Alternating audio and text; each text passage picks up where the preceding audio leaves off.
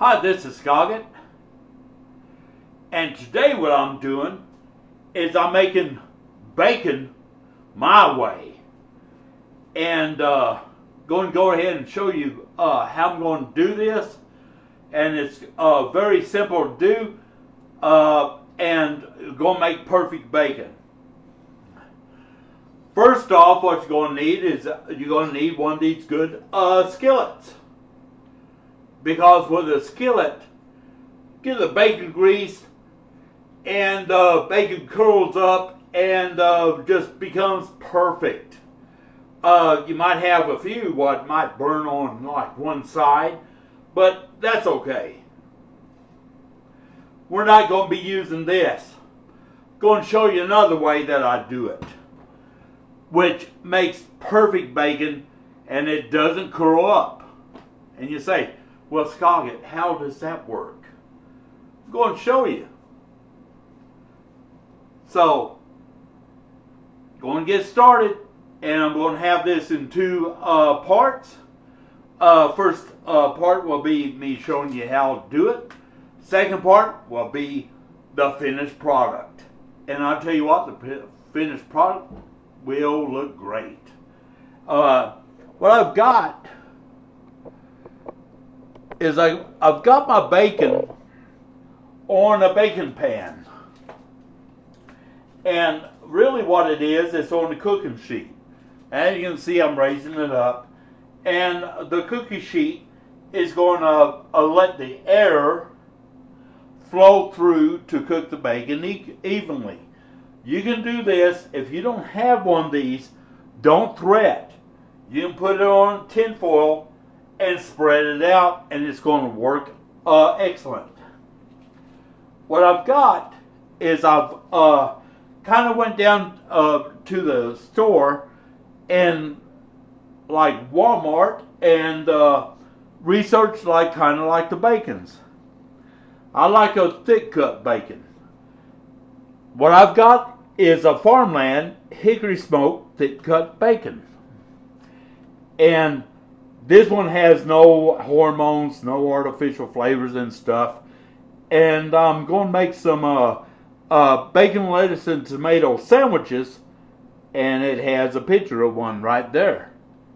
So that's going to be my next video after I make this. So the thick cut is always better. And Farmland, I don't know much about them, but I like the way the bacon looked. So, going to go ahead and get started. Going to set the oven at 400 degrees. And what I'm going to do is just go ahead and put this in the oven right now. Going to go ahead and put the bacon in. Let me turn on my light so I can see what I'm doing. But going to go ahead and put the bacon in right now.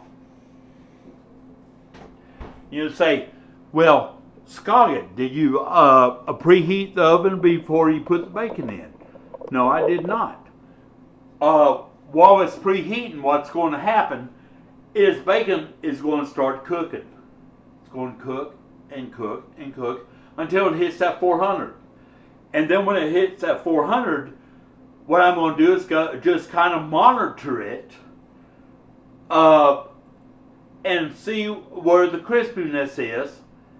And it should be anywhere from 15 to 20 minutes, according to how your oven works.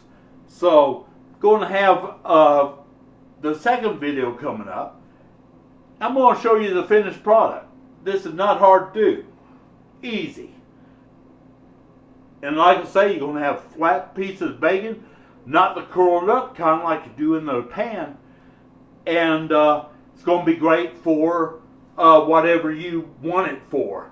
I mean, you can keep this and crumble it up and put it in salads. You can just eat it the way it is. I don't care, because it's going to be great. And I like bacon.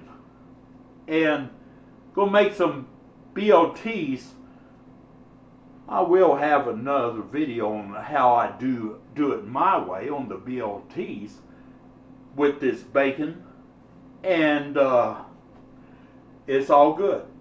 So very simple, no stress to it. And like I say, if you don't have that cookie sheet, don't worry, put it on the aluminum foil on a bacon pan. It's going to come out for you. It will. Trust me, I've done it before. This is Scoggett. Appreciate all you viewers and subscribers out there. There's a second video coming up, and y'all take care.